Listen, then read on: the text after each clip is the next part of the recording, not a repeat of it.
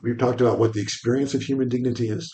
The okay, Cupid. We've talked about the definition of human dignity, the conceptual positive and negative, and now we've talked about how that fits into emotion AI in a real case with real human lives at stake. Now, I'd just like to talk about two further items more briefly, and then we'll wrap up. Um, First, and we've already touched on this. In the case of my mother, my hypothetical mother, I am giving her, I'm taking away her dignity by lying to her, but I'm giving her happiness. Now, one thing about happiness is happiness can be measured to some extent. Like some things make me more happy than others.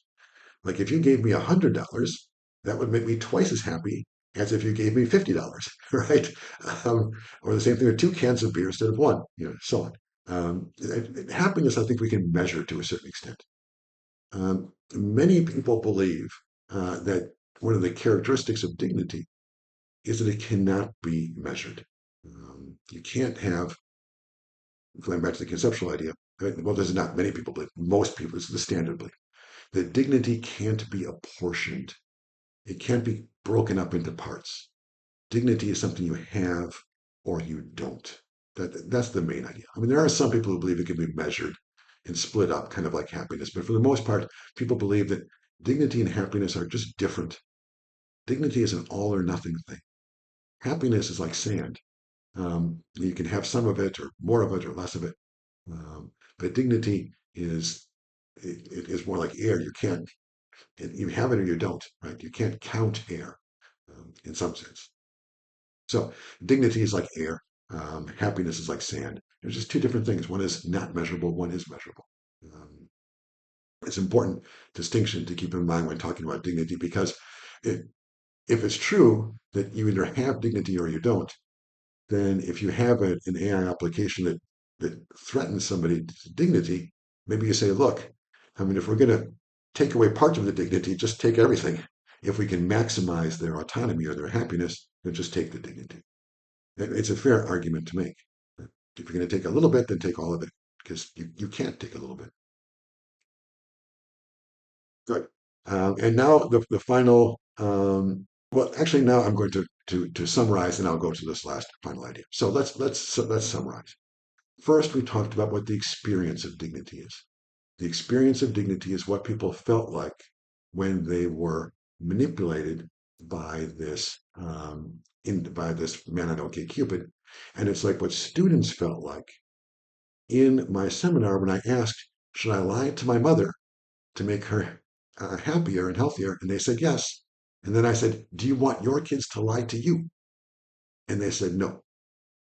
That's the experience of human dignity. Then we said, what is the definition of human dignity? And we said, conceptually, dignity is all or nothing. Then we said, secondly, dignity is protective. If we have dignity, then we have the right to not be treated like a thing, to not be replaceable. Finally, we said dignity is positive and enabling because it is the right to take accountability for our actions. Dignity exists when I say, I don't want to be treated like a baby. Stop treating me like a kid. I'm responsible for that.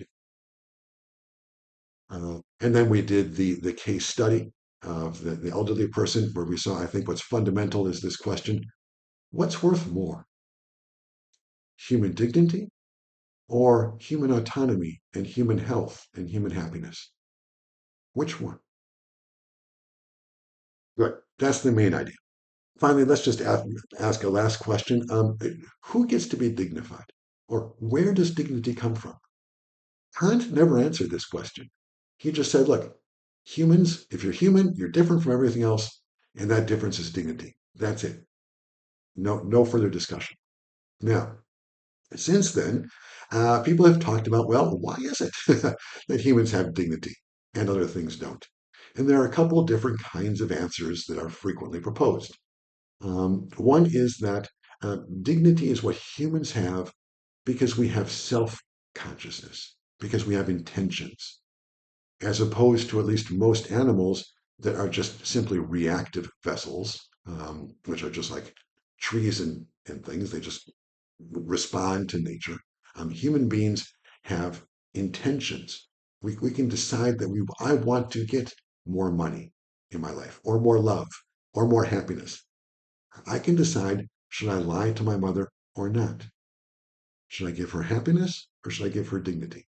Just the fact that I have that intention, that kind of consciousness of a decision, that is a mark of my dignity, and it's why I have dignity.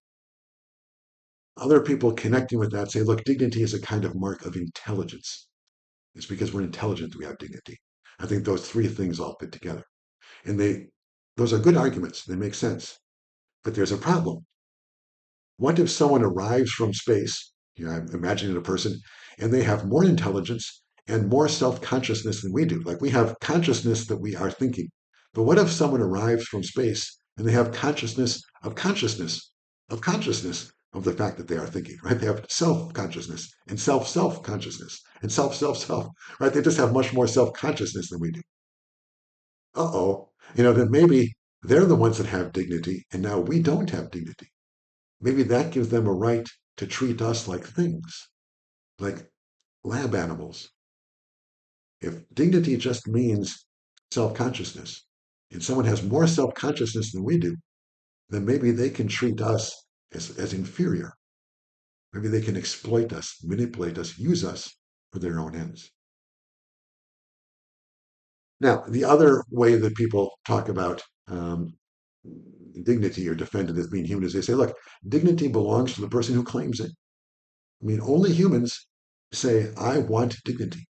No animal, even the highest animals, it has ever happened that they have made the claim, I want dignity. So, and that makes sense too, right? I mean, the claim to want dignity seems almost dignified in and of itself. Like, I want to take responsibility for my actions. I want dignity. I want to not be treated as a thing. I want dignity. That makes sense. The argument against that, though, is, of course, when we can train, we can train cockatoos and birds and things to mimic that, right? Just to say that, or perhaps more importantly, we can train machines to say, "I want dignity." We can train ChatGPT to say, "I want dignity." But do we want ChatGPT to have dignity? That doesn't fit with the definition that Kant imagined, at least. So where does that leave us? That leaves us back where we were with Kant. Dignity is very powerful and strong. The idea that we have a right to take responsibility for our actions and to not be treated as a tool. But it's also very fragile and weak because it's hard to see, where is this dignity? What does it look like? How do we know we have it? What is the proof?